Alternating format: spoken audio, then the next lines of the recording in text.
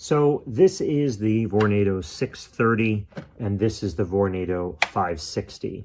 I wanted to make this video because after purchasing the 560, there were some things that I wish I had known before I bought it. I'm still happy with the purchase, but I thought that this might shed some light on it. If you haven't had the 630 or worked with them before, they're pretty great fans. They're very basic in that, you know, the tilt is pretty easy here. I can do it one-handed, right? It's on the cable right here, so it's not very solid. But I can use one hand to usually tilt it one way or another, and it will stay at whatever point you choose to kind of focus the air. It has 3 speeds, right? The dial on the side, 1, 2, 3, and pretty easy to go between them. It's also easy to clean. It's got some retention clips here that you can just pop right there and there. And I think one's down there somewhere. And then if you pop that off, the front screen comes off and you can get in there and clean it out. So that's all great. So now the 560 model I got because, man, look at this thing. It's super sleek. It's got this nice sort of metal finish here on the back, which is pretty cool. It also boasts 4 different speeds.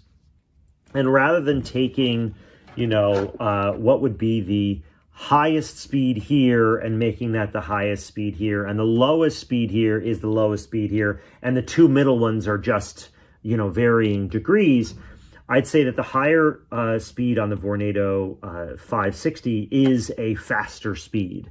And it might just be because with less plastic back here, like this, all this plastic shell here, and even these sort of arms, with less plastic, maybe there's more airflow getting in.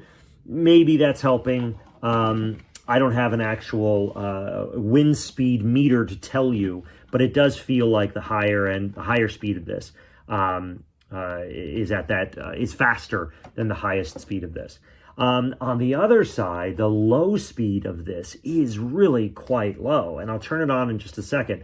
And I really like that about it. So and it's very quiet too compared to this, which I'll show in a second as well.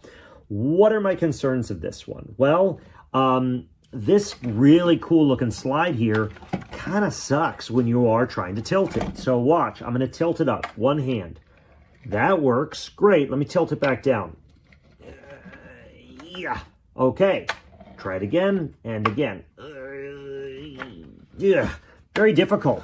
This thing catches. It certainly slows stuff down in terms of just moving on its own, and I understand it probably has that to contend with.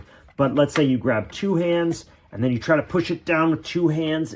It does not move very easily at all. So I am not a fan of that. Now, in terms of the buttons, there are buttons for controlling this. The buttons are on the top.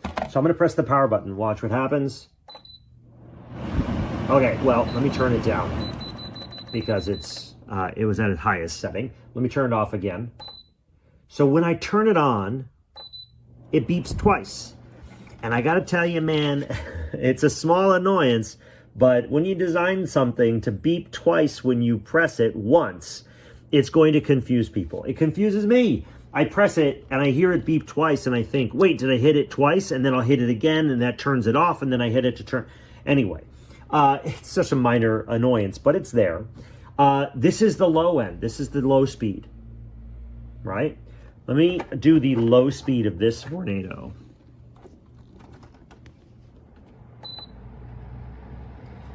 I don't know if you can hear the difference or if my phone, which I'm using to record this, is cutting out the background sound, but this is substantially louder at its low speed than this one. So if you just wanted a slight movement of air and you want it to be nice and quiet in the background, this is going to do that.